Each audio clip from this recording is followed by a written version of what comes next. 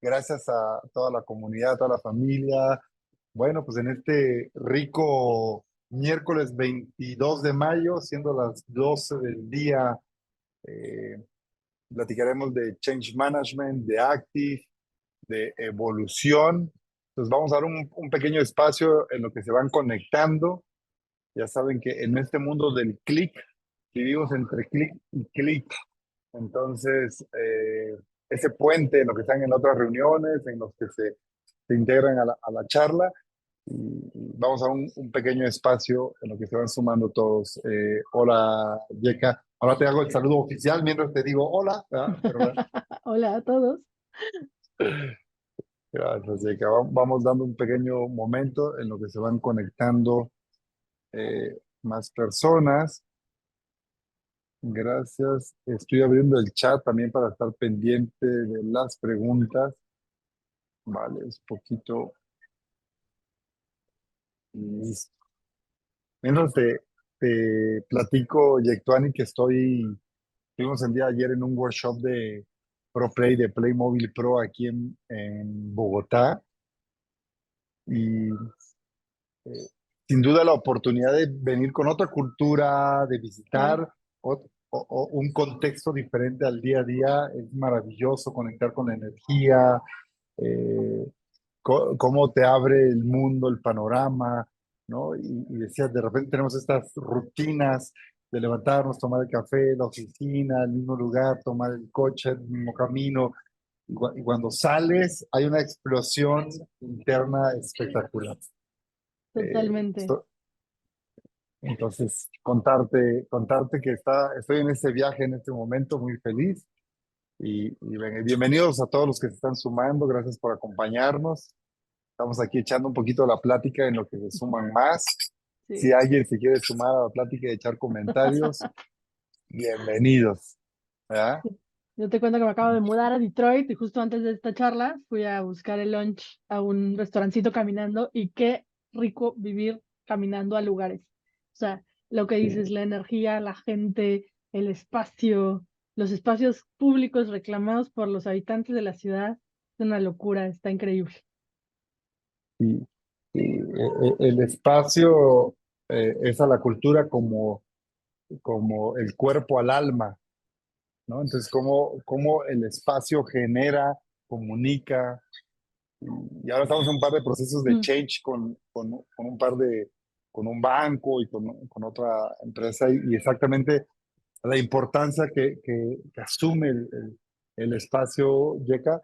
Y te voy a contar como anécdota que algo que a nosotros nos ayudó mucho cuando visitamos a un cliente, inmediatamente vemos sus muebles, y ahí te das cuenta la importancia que le ponen ellos a la cultura, a los colaboradores, en las sillas. No te das cuenta si la silla es una silla La pensada para silla, ahorita platicaremos de sillas, creo. por supuesto. Entonces, bien, por ahí ya nos está saludando Fabián, la inteligencia cultural. Gracias. La parte intergeneracional es correcto. Fabián, gracias por tu comentario. Bienvenido a todos los comentarios. Gracias, Fabián, por tu participación. Y si les hace sentido, vamos a arrancar honrando a los que ya han llegado. Este, entonces, vamos a inicio esta tarde, y quiero, en primera instancia, agradecer. Mi nombre es Jaime Lastra. Estaré acompañando como host de Yectuani Ríos. Ahora, Yectuani, te agradecemos que estés en este espacio, que nos puedas compartir tus experiencias, tus vivencias en la semana, en esto que ha sido la Global Week, ¿no? Para los que nos han podido acompañar en otras conferencias y los que se están uniendo por primera vez, la Global Week es una serie de conferencias, en esta ocasión de Change Management. Hemos tenido ponentes de todo el mundo y desde todo el mundo, ¿no? Como ahora en tu caso, Yectoni, que estás en Detroit, mexicana, abrazamos todas las nacionalidades. Y bueno, esta es la semana de Change Management. Bienvenidos, arrancamos. Yectuani, te mando un abrazo, la mejor de las energías. Gracias por compartirnos tu tiempo, y vamos a platicar de la evolución en el proceso del Change Management. Yectuani, ¿cómo estás? Muy bien, muchas gracias por la invitación. La verdad, encantada de estar acá y poder compartir un poco, desde una perspectiva a lo mejor un poco no tan tradicional, este tema de change management y cambio y evolución sobre todo. Gracias.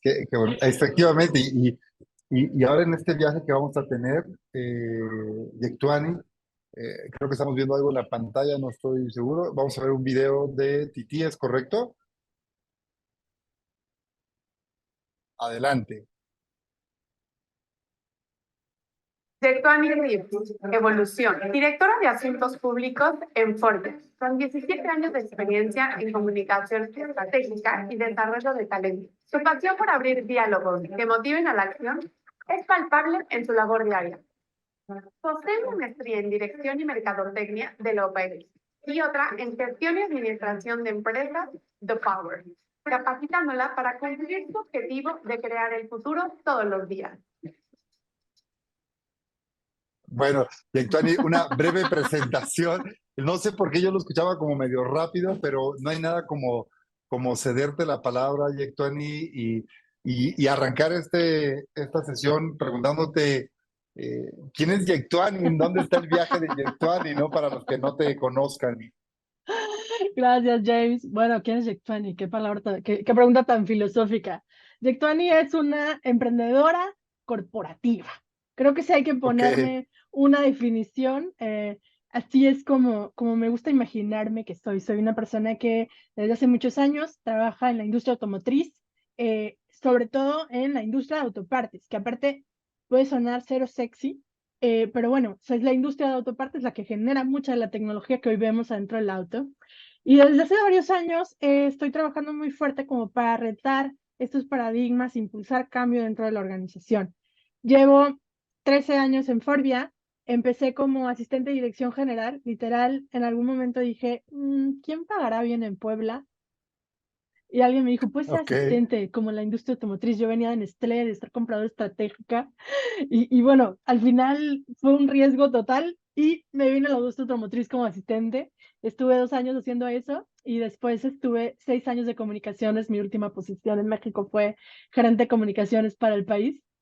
Y luego me invitaron realmente un día, suena el teléfono y me dicen, Yectuani, estamos buscando a alguien que quiera venir a Estados Unidos a ser directora de Forbia University, que es como nuestra universidad corporativa. Y para mí, como en ese momento era de, pues yo lo puedo todo, ¿por qué no? Y me aviento a un cambio, no solo de país, de lengua, de cultura, pero también de un movimiento transversal de comunicaciones donde hay mucha libertad creativa, es muy divertido, a el mundo de recursos humanos, que es algo completamente distinto, y los de recursos humanos por acá no me dejarán mentir. Estuve en University 2 años, después Talent Development, y por fin regreso a esto que me apasiona, ahora desde la perspectiva de asuntos públicos. Llevo todos los temas relacionados con comunidad, con gobierno.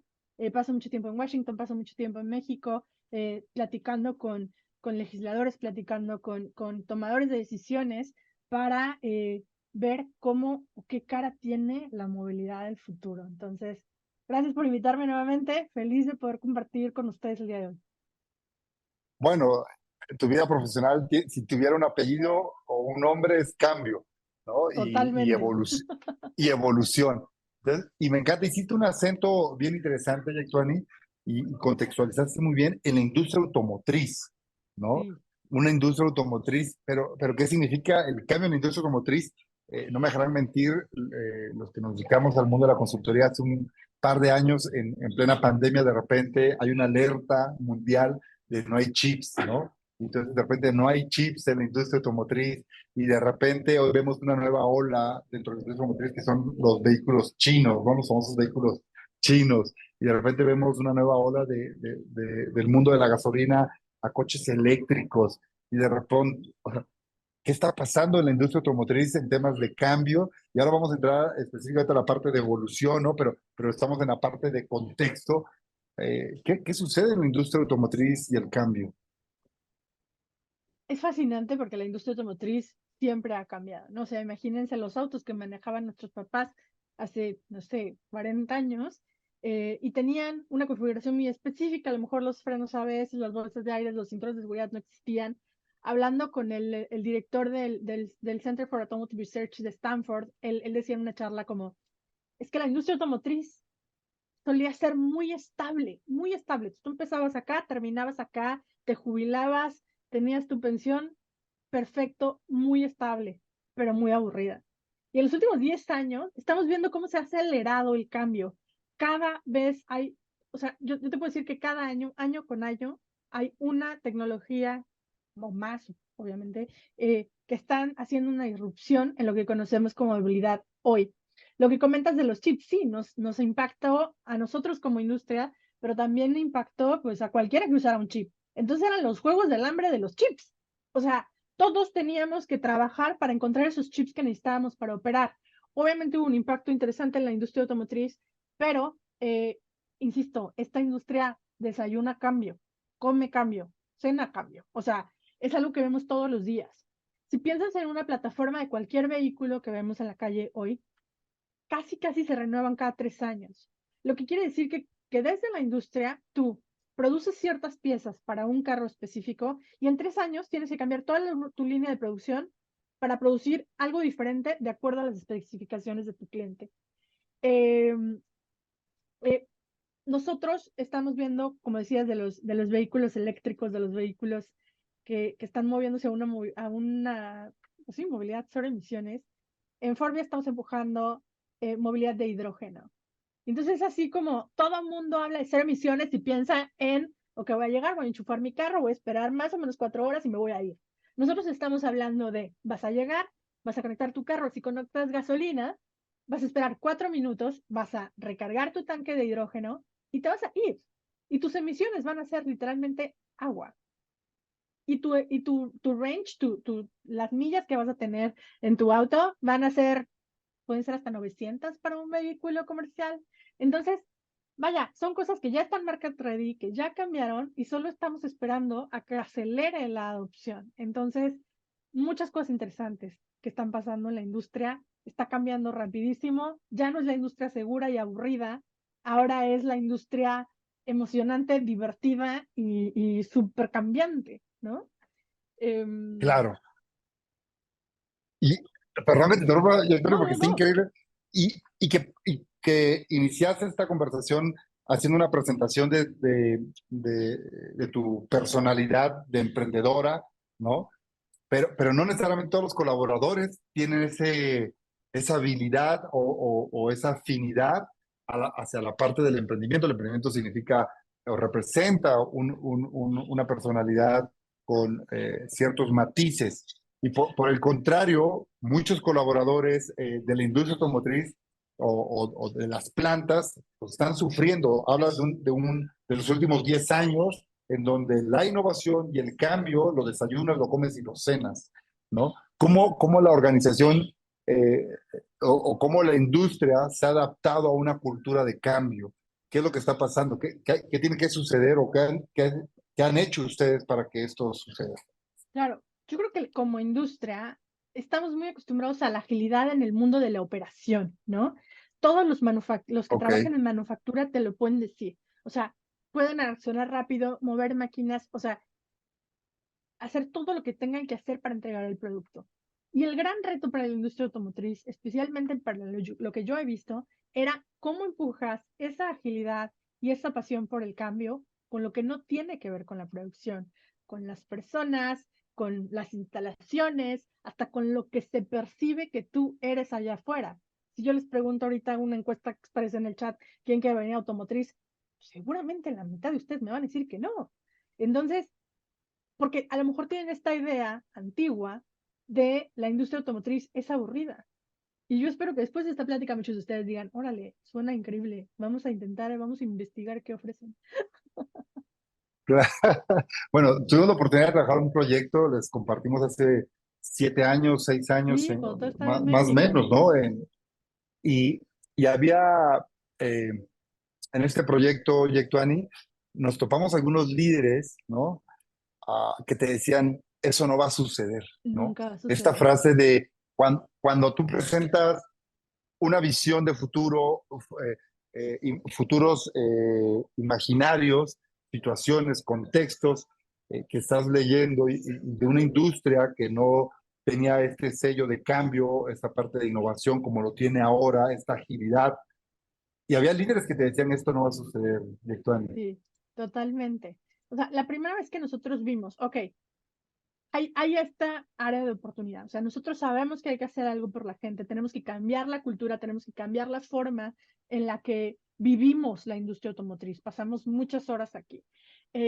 Arrancamos con este proyecto, me acuerdo que yo llego a esta junta con puros directores, como los directores más altos en México. Yo los conocía a todos, yo me sentía súper segura. Llego a hablarles pues, de personas y de inteligencia emocional y hablarles de mental health y hablarles de todos estos temas soft que no eran hace 6, 7 años algo normal en la industria automotriz. Y la junta truena. Truena como chinampina al grado que me dicen, Yectuani, ¿sabes qué? Vamos a tener que cortarlo aquí. Yo traía, o sea, mal. Eh, lo retomamos en otro momento. Habíamos viajado a Querétaro, la junta era en otro lado. O sea, yo salía ahí a llorar, ¿no? Y mi mentor en ese momento me invitó a un café, me dice, ven, vamos a buscar una cafetería. Nos salimos de la planta, buscamos la cafetería. Yo, soy un fracaso. Y el güey me dijo, pues sí, Yectuani, pero no les hablaste en idioma Forbia. Acabamos de cambiar de nombre. No les hablaste en idioma Forbia. O sea, tú llegaste ahí a hablarles en un idioma que es completamente desconocido para ellos. Estos güeyes que se la pasan pensando en número, en producción, en takt time, en cuántos segundos tardas en hacer la pieza, en cuándo va a llegar el camión.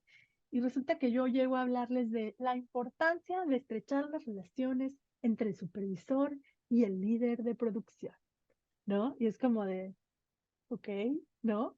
Y creo que, o sea, un poco volviendo a tu pregunta de estas personas que dicen esto no va a suceder, cuando te lo dicen es porque no se lo están imaginando. Entonces, creo que el reto para todas las personas que somos emprendedores, insisto, emprendedores corporativos y emprendedores allá afuera de cualquier tipo, es cómo vas a hacer, en qué palabras vas a usar, cuál es el lenguaje correcto que tienes que usar para que la persona lo visualice y genere esta imagen mental que te va a ayudar a empujar tu proyecto. Claro. Y sí, el uso adecuado del lenguaje.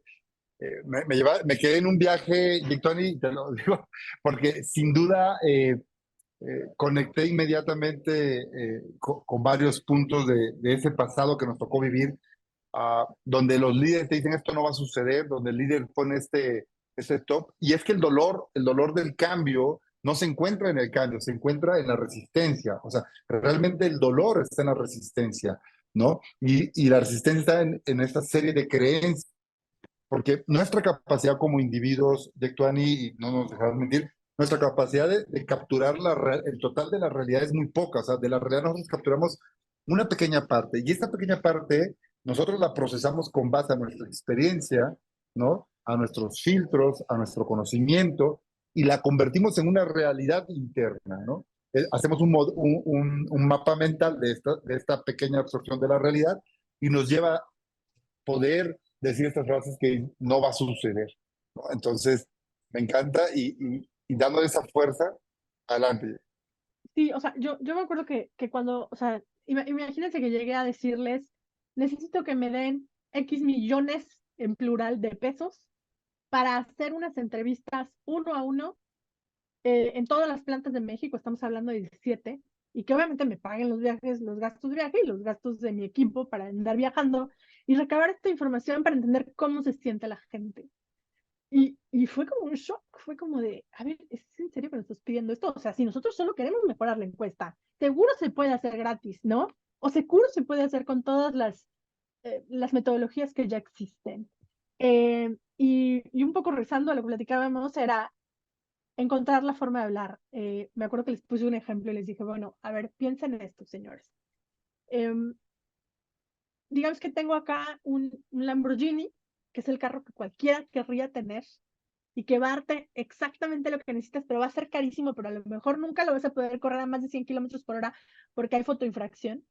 Entonces, y así les fui poniendo, literal, tuve que usar analogías, tuve que cambiar y obviamente a favorecer mi mensaje, cambiarlo para lograr un buy-in. Afortunadamente se aprobó y fue lo que nos ayudó a arrancarlo. Y aunque suena una locura, hicimos como 4 o 5 focus groups por planta, algo que nunca se había hecho en México, algo que nunca se había hecho en la compañía, a lo mejor en otras empresas es lo más normal, pero para recabar esta información de escucha. Y también, aquí como ven a James me ayudó a hacer una especie como de mystery shopper, se subió, hizo una experiencia en varias plantas de México, como si fuera un operador de producción, él y Adrián, y eso nos dio información, vaya, valiosísima. Cuando yo lo planteé, me dijeron, estás loca, Yetuani. O sea, ¿cuáles son las implicaciones legales de la gente, del sindicato? O sea, todo lo que implica que tú mandes a un mystery shopper a trabajar de operador de producción a tu planta. Logré que me lo aprobaran, ni siquiera recuerdo cómo, pero esa información que obtuvimos de ahí, valiosísima. Información desde es que tus líderes llegan a la planta, donde está la gente haciendo sus piezas, y ni siquiera dicen hola, no dicen buenos días. Otro ejemplo, todo el mundo se quejaba de una planta en particular, el comedor. Es que el comedor es horrible. Y después James y Adrián me decían, es que las tortillas son horribles. Cambiamos las tortillas, es lo único que movimos. Y la gente empezó a hablar cosas buenas del comedor, ¿saben? Entonces, volviendo al tema de cambio y de la evolución, ¿cómo puedes retar a la organización desde un punto de vista distinto? En la industria automotriz ya todo está inventado. Trabajamos con Lean Manufacturing, trabajamos con procesos muy específicos. Pero cuando hablamos de persona y de la parte soft, tendemos a intentar resolver esto con estos mismos temas de Lean Manufacturing. Y no necesariamente obtenemos la información que queremos. Perdón, ya me eché la historia de mi vida, pero creo que es interesante como No, contexto. me encanta. Sí, y es que tomando fuerza a lo que mencionas, Dictuani, de repente el concepto de evolución en un proceso de cambio lo vemos como algo solamente sistémico y hay cambios que son en la parte natural, en la parte básica del negocio, cambios que son tan simples pero que su nivel de impacto es muy alto, ¿no? Claro. Y acabas de decir algo que es, yo siempre digo, los buenos días nunca pasan de moda, ¿no? En ese Lo es. programa, ¿te acuerdas? Los buenos días Sí. nunca pasan de moda. Y bien lo decías ahora, Yectuani, nos tocó vivir un programa de infiltrados donde un socio, Adrián Ladrón de Guevara y un servidor, nos disfrazamos, nos vestimos de operadores, ¿no? Nos fuimos a las 5 de la mañana esperando el transporte público, el transporte de la empresa. Y puedo contar la anécdota, ¿me permites contarla? Es Va. ventilar algo que pasó en una planta de Forvia, y pues, tiene más de 7 años y hoy estoy casi seguro que esto ya no sucede, ¿no? Porque llevamos muchos años trabajando en que esto se erradique de la organización, pero me tocó ver que había una molestia porque el supervisor no usaba el baño de todos, él iba al baño de los administrativos. La gente decía, ve cómo ese supervisor no es nosotros, no es del grupo, porque él usa el baño de los administrativos. Y es que el baño de la operación eh, tenía áreas de mejor, áreas de oportunidad y era increíble ver lo que estábamos viviendo en ese momento. Como algo tan simple como decir, mejoremos el baño, ¿no?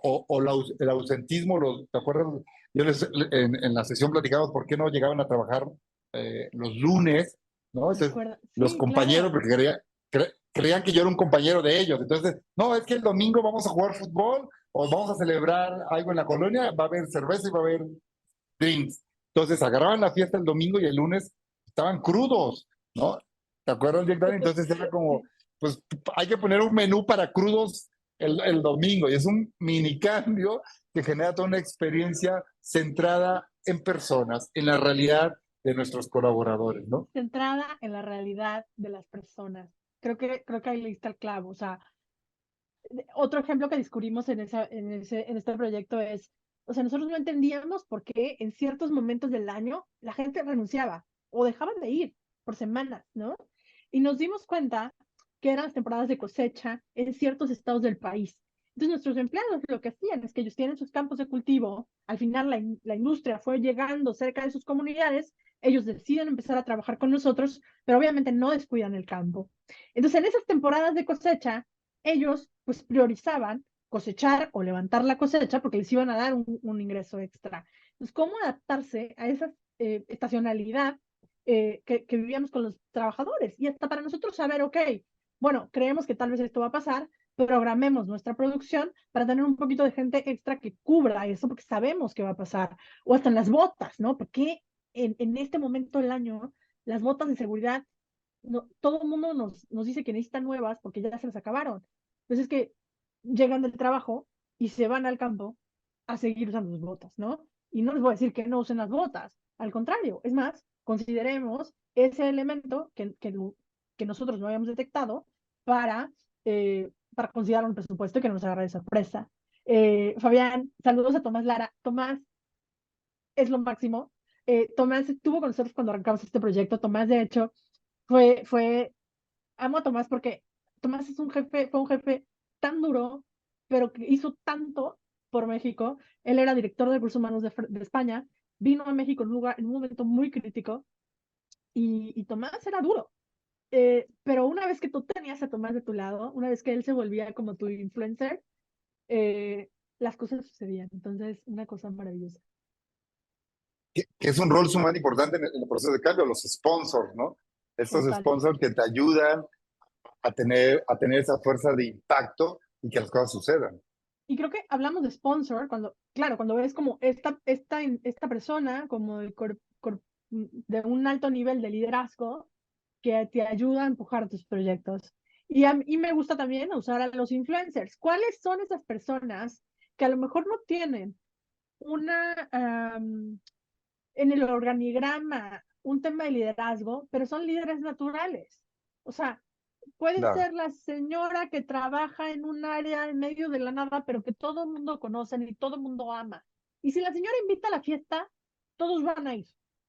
Entonces, yo amo y siempre intentamos como, ¿dónde están esos como influencers naturales que no son a lo mejor los mejores performers, que a lo mejor no son los que están así haciendo el cambio magnífico, pero es como el corazón de la organización de cierta forma y te va a ayudar a seguir empujando esas iniciativas? Y si esa persona compra tu idea, todas las personas que están alrededor de esa persona también te van a seguir. Y, eh, a ver, un proceso de cambio es una guerra ideológica, ¿no? Entonces, vivir un proceso de cambio es una guerra ideológica. Y en esa guerra ideológica, Yectuani, no me dejarás mentir, estos influencers son los que son tu swap team, ¿no? El equipo con el que vas a salir a jugártela y cómo, a quiénes seleccionarías hoy y tú volteas a ver a tu crew, ¿no? Volteas a ver a la organización y dices, ¿con quiénes me juego esta guerra ideológica? ¿Con quiénes voy a ir a enfrentar este proceso de cambio? Es hacer vivir esta idea, esta evolución de una idea a un proyecto, esta necesidad de innovación que tenemos, porque de eso se trata, de una guerra ideológica en el proceso de cambio, Yectuani. Claro, hago la pregunta, qué lástima que no nos conozcan a todos, pero hay varios elementos. Uno de los dos principales para mí son quiénes serían como los líderes del batallón, ya sabes, los que marchan la batuta. Y sin duda no sería yo. Eh, hay dos personas, Francisco Maciel, que es el CFO Country Lead de México hoy, y Juan Farías, que fue también un gran estratega, una persona que siempre empujó para que las cosas se vieran desde forma distinta, ¿no? Entonces, estas dos personas son las clásicas que tú dices, ok, si mañana es la guerra, como decimos, yo te voy a seguir a ti. Y no necesariamente porque tengo más chances de sobrevivir o no, simplemente porque sé que tú me vas a poner en el lugar en donde vamos a tomar lo mejor que yo puedo ofrecer, donde mis habilidades van a tener un impacto mayor en la compañía. Y creo que Francisco me lo dijo muy claro cuando llegué a Estados Unidos. Yo, insisto, me transfiero a Estados Unidos en 2019 para directora de Farsi University. Y más o menos 6 meses después tenemos una conferencia en Estados Unidos y Francisco me dice, vamos por un café, Héctor. Y me siento. Me dice, oye, ¿dónde está Yectuani? Y yo, ¿de qué me hablas? ¿Dónde está Yectuani? Dice, te mandamos a Estados Unidos para que seas tú no para que te vuelvas americana. Te mandamos allá porque tienes ideas y porque tienes proyectos y porque eres capaz de retar a la organización. ¿Dónde estás? ¿Por qué no lo estás haciendo? Y para mí fue tan importante esa charla porque yo estaba pasando por un choque cultural terrible. Yo juraba que me iba a ir muy bien. Yo estaba segura que yo lo iba a romper en Estados Unidos y lo iba a romper muy rápido. Y nunca se me hubiera ocurrido pensar que me iba a costar un par de años, un poco, adaptarme a trabajar en un ambiente de Estados Unidos que no es como, ya sabes, lo que vemos en las películas que pasa en Nueva York o California. Más bien estamos en Auburn Hills, en un suburbio enorme, donde no platicas con nadie porque es casa, casa, casa, casa, y que tus compañeros de trabajo se van a las 5 para ir a cortar el pasto, ¿no? O sea, vaya, insisto, alguien que tiene el valor de darte un feedback tan duro como ese, para mí se merece todo el respeto para llevarme a la guerra, ¿no? Y lo que platicábamos de los influencers, hay muchas personas a nivel planta, y creo que me quedaría corto si voy dando nombres, que con o sin puestos directivos entendieron lo que había que hacerse, entendieron el valor de la propuesta y se unieron al proyecto desde sus trincheras. Y creo que encontrar ese equipo es importante. No hay que buscarle tanto. Si lo tienes que pensar mucho, no son esas personas. De una, o sea, Claro, me encanta, me encanta. Y dijiste algo muy cierto en el proceso de cambio y muchas veces vemos estos nuevos roles, estas nuevas posiciones, estas nuevas asignaciones que suceden. En este caso, te fuiste a Estados Unidos, Yectuani, pero llegas a una cultura que no tiene una cultura de cambio. Y entonces, ¿cómo las ideas pueden morir dentro de una organización o dentro de un círculo donde no hay una cultura de cambio, donde no hay una cultura del error, ¿no? ¿Cómo se vive el error o el fracaso dentro del proceso de cambio, dentro de la cultura de cambio? Si no tienes esta cultura, entonces tú puedes llegar con toda esta energía de intraemprendimiento, con nuevas ideas, con innovación, tratar de estresar las ideas, de irritar las ideas para generar valor, para mejorar los procesos. ¿Y qué pasa cuando llegas donde no hay una cultura de cambio o donde no hay una filosofía del error? es para alguien como yo muy frustrante y difícil. Y sobre todo, un poco retarme a mí misma y decir, bueno, pero ¿por qué no se puede? Se tiene que poder. Y aquí sigo en el año 6 intentando ver cómo se tiene que poder. Me parece que las ideas se mueren todo el tiempo en las compañías por dos razones, porque a lo mejor no son las ideas correctas para la empresa o porque no las estás planteando en idioma de la empresa. Creo que volvemos a este tema de intentar plantearlo desde la relevancia del negocio. Stephanie hablaba el lunes, Stephanie de José Cuervo hablaba el lunes de algo bien interesante que era hablar el idioma de tu empresa. O sea, ella también hizo hincapié en esto y creo que la segundo porque hablar el idioma de tu empresa. Tú sabes, tú conoces la organización, tú sabes que es business relevant y a medida que puedas apalancar eso, va a ser mucho más fácil que puedas influenciar el cambio. En Estados Unidos, al menos en la cultura en la que yo me estoy moviendo hoy, sí hay mucho, eh, digamos que no diría resistencia, pero para lo mejor un poco de miedo a equivocarse, ¿no? Miedo a que te señalen como el que lo intentó y no pudo, el que lo intentó y a lo mejor no jaló. Pero más y más, afortunadamente, estamos como moviéndonos a una mentalidad de agility, de fail fast. Nuestro CEO lo repite todo el tiempo, fail fast, o sea, inténtalo, truena si hay que tronarlo y muévete si está funcionando. Y creo que eh, poco a poco. Ahora, ¿cómo venderlo? Insisto, creo que empezar y si me tengo que quedar con una sola idea de esto es hablar el idioma de tu compañía. Tú conoces a tu compañía, tú sabes qué idioma hablan en tu empresa, véndelo desde ese punto de vista. Claro. Y sabes a quién estás tocando, ¿no? No es lo mismo hablar con el de finanzas que con el de marketing, ¿no? Al de marketing véndele storytelling, al de finanzas véndele data, véndele números, ¿no? Y al CEO véndele el momento que está pasando la compañía. Hay que entender en qué momento vendemos las ideas para poder abrazar el cambio. Oye, Yectuani, en el proceso de cambio, ¿en qué momento te das cuenta que la compañía está viviendo una evolución, que la compañía está preparada para el cambio? Mira, ¿Cómo, al menos cómo puedes percibirlo más allá? Porque entendemos la lectura, corramos el diagnóstico y hagamos las entrevistas cualitativas. Un poco veamos como en esta realidad qué sucede.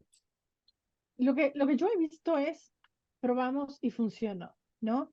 Yo llevaba ya varios años probando locuras, bueno, no locuras, pero ¿saben? Cosas que tradicionalmente no se hacían en este tipo de empresas. Y me iba ganando la confianza. Insisto, volviendo a Tomás duro. O sea, ganarse a Tomás duro. Pero una vez que te lo ganabas, podías seguir avanzando. Lo que nosotros vimos era, probamos algo, funcionó, y nos dejaron probar con otra cosa y funcionó. Y creo que un buen ejemplo es esta escuela de supervisores y líderes de producción que arrancamos, en donde tradicionalmente, estos dos perfiles en la empresa son los que tienen la mayor de gente a su cargo.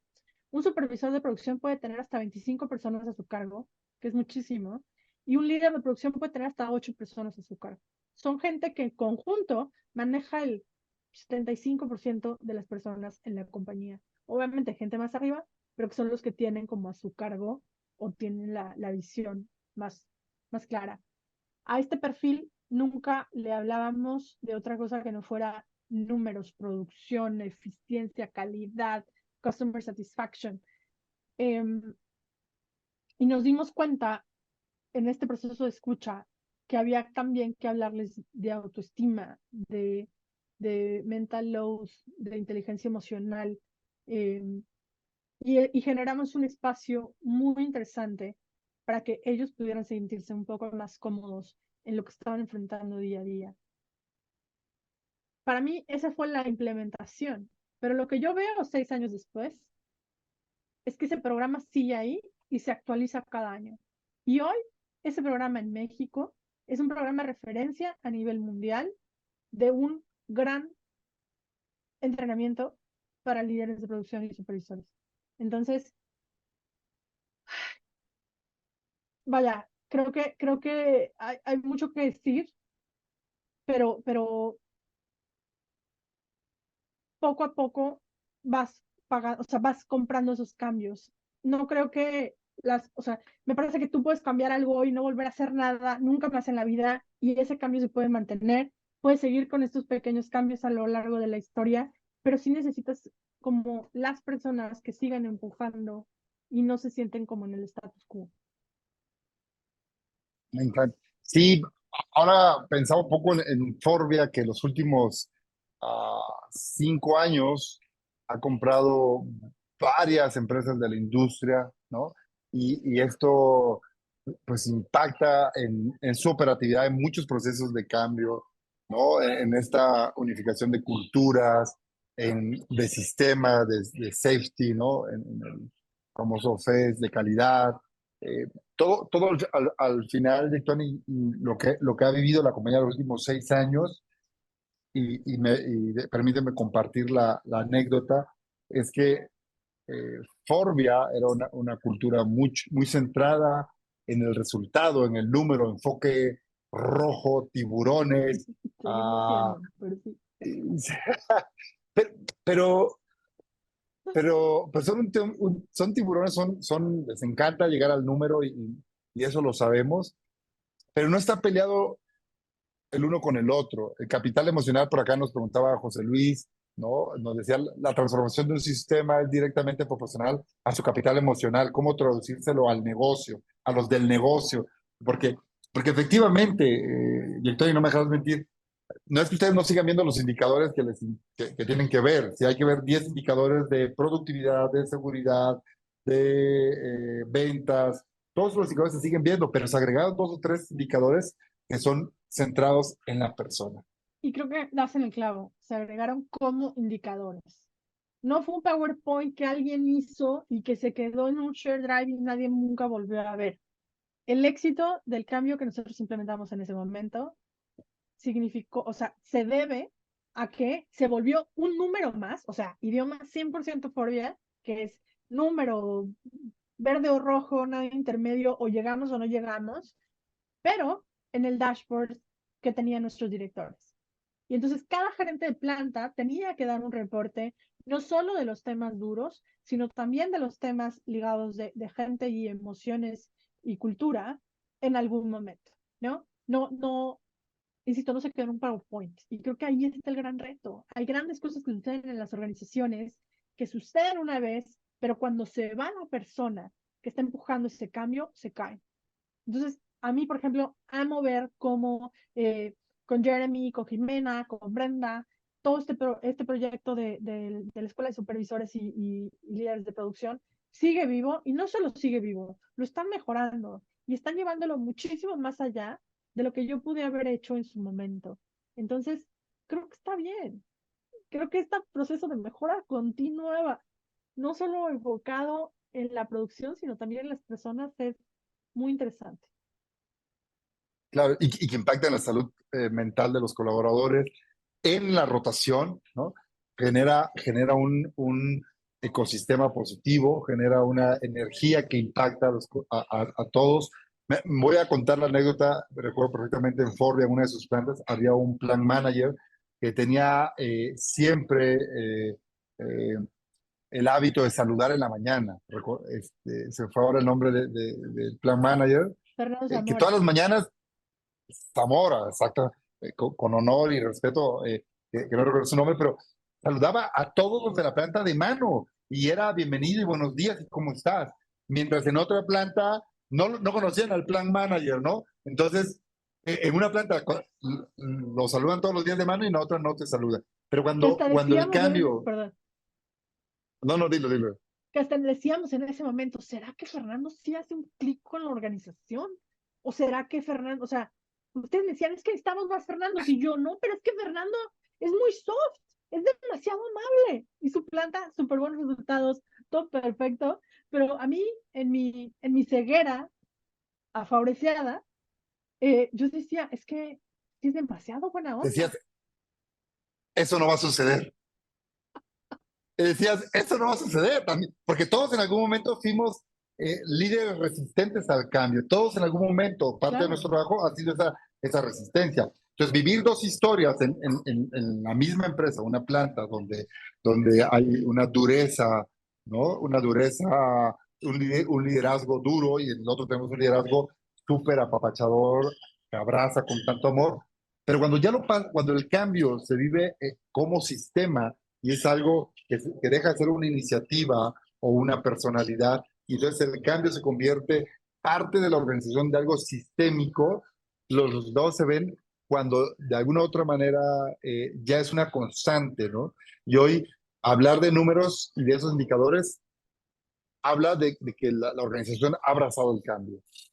claro, y la gente que lo vivió, lo está viviendo, lo pide, ¿no? O sea, si a ti te cambian de planta, de repente si dices, újule, yo extraño esto, ¿cómo puedo influir para que esto suceda aquí en esta nueva planta en donde yo estoy, ¿no? ¿Cómo puedo traer esas mejores prácticas basadas en las personas acá en donde yo ahora estoy viviendo? Que es un poco mi caso de moverme a Estados Unidos, y ahora que por fin regreso al área de comunicaciones, donde hay mucha libertad creativa, poder empujar otras cosas.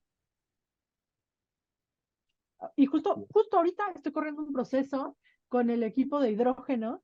Los amo porque son bien poquitos, apenas estamos arrancando, vamos a empezar la construcción de nuestra primera planta de hidrógeno, y este es como el R&D, el Technical Center, eh, y ellos quieren comerse el mundo, son súper expertos, están una locura de ingenieros muy especializados, ¿no?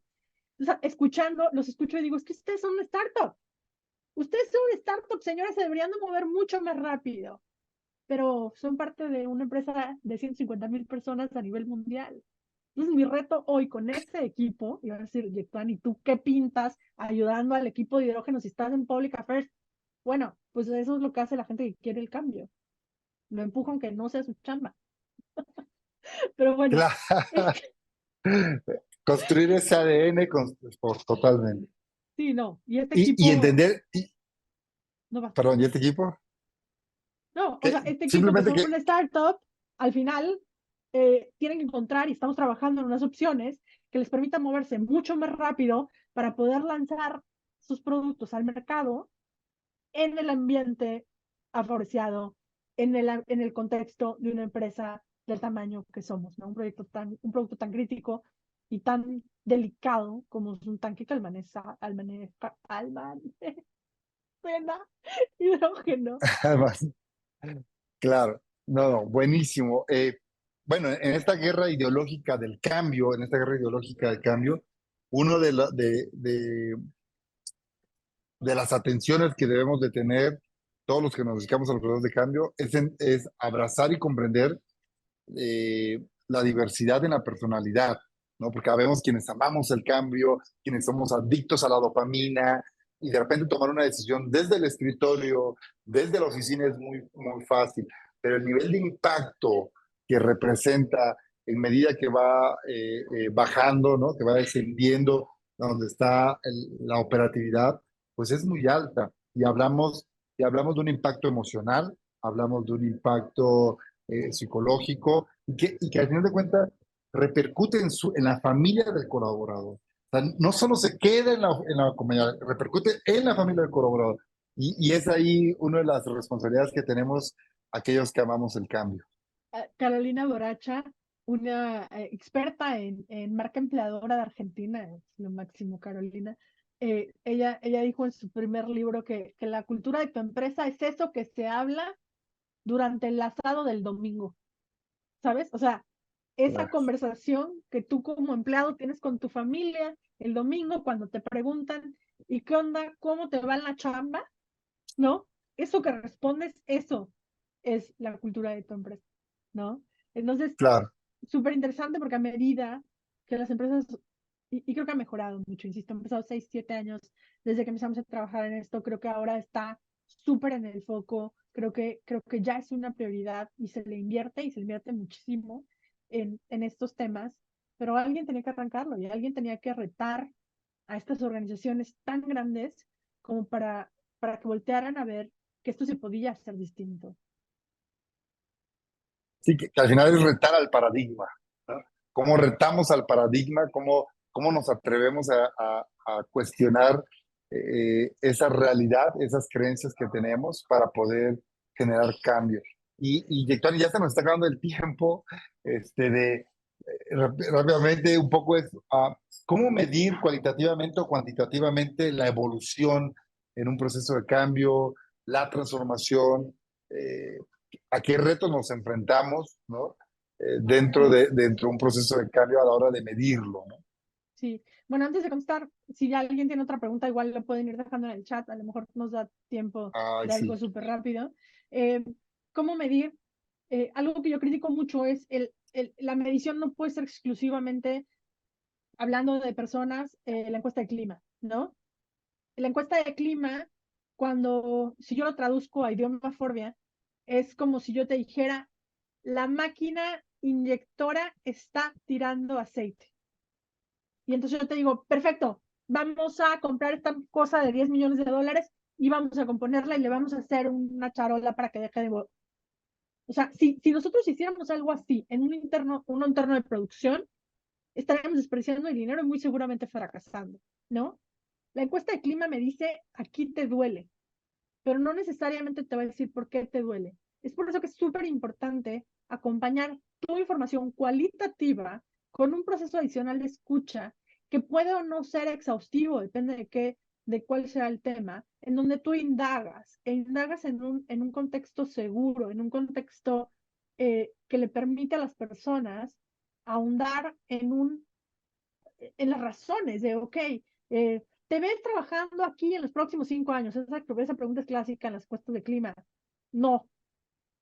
O sea, el no te dice nada. El no te dice que en 5 años vas a tener que empezar a reclutar, o antes, ¿no?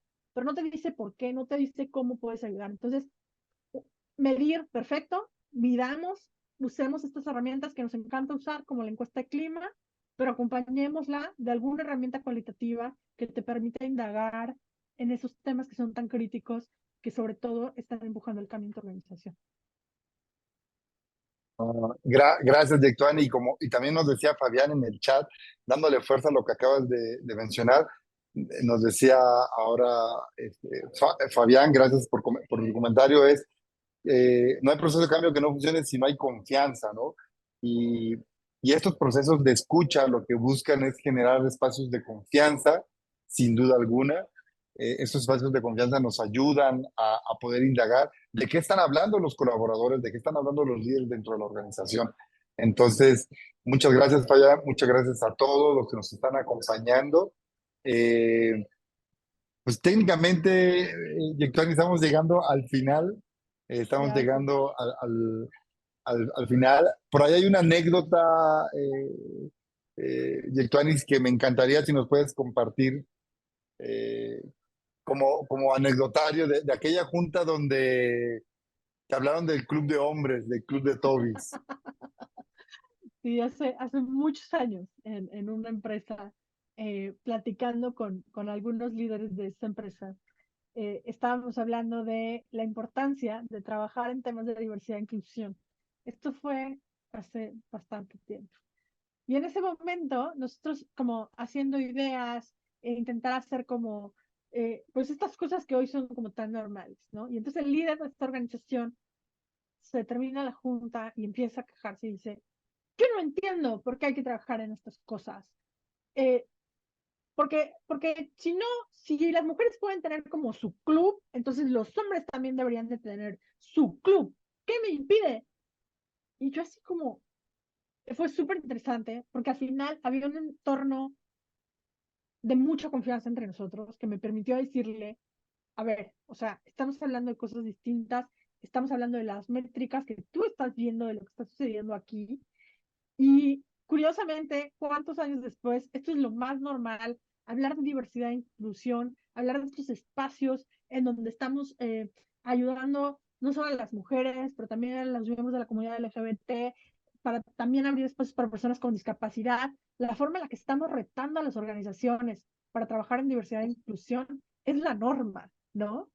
Entonces, sí, es chistoso que lo mencionas porque sí, en ese momento para mí era un shock, pero ciertamente no creo que ni siquiera haya tenido yo las herramientas reales para poder rebatirle a este director de esta empresa, eh, porque su comentario era completamente fuera de lugar, ¿no? Mejor. Gracias. Gracias por la anécdota, este, porque fue y será siempre un momento histórico en nuestras vidas profesionales cuando nos encontramos ante este tipo de situaciones. Quiero agradecer a todas las personas que nos han acompañado. Gracias. Eh, por favor, agradecemos procesos de cambio, procesos de change management con Active, nuestra metodología. Agradecerte, Yectuani, infinitamente por estas anécdotas, por compartir información confidencial, No, ¿verdad? no es confidencial, si no, no la estaría poniendo sobre la Bueno, mesa. Todo lo que es bueno, aquí y hay que aclarar. hay que aclarar, bueno, perdón, no confidencial, cercana, información cercana, Exacto, rica. información, Gracias. digamos, que a lo mejor ni siquiera está en la mano de tanta gente a nivel interno, pero Exactamente. definitivamente cambió muchas cosas. El proyecto que hicimos con ustedes, y se los digo, no es comercial, nadie me está pagando. Creo que sí retó muchísimo y nos arriesgamos a hacer cosas que creo que nunca se nos hubieran ocurrido, ¿no? Y porque nos arriesgamos y porque hablamos el idioma Faurecia y porque logramos como venderlo internamente, hoy somos el segundo empleador después de Volkswagen en Puebla y seguimos cambiando la movilidad y haciendo un empleador bastante atractivo para las nuevas generaciones de la industria automotriz. Impactando en la industria. Gracias, Yectuani. Gracias a todos los que nos acompañaron.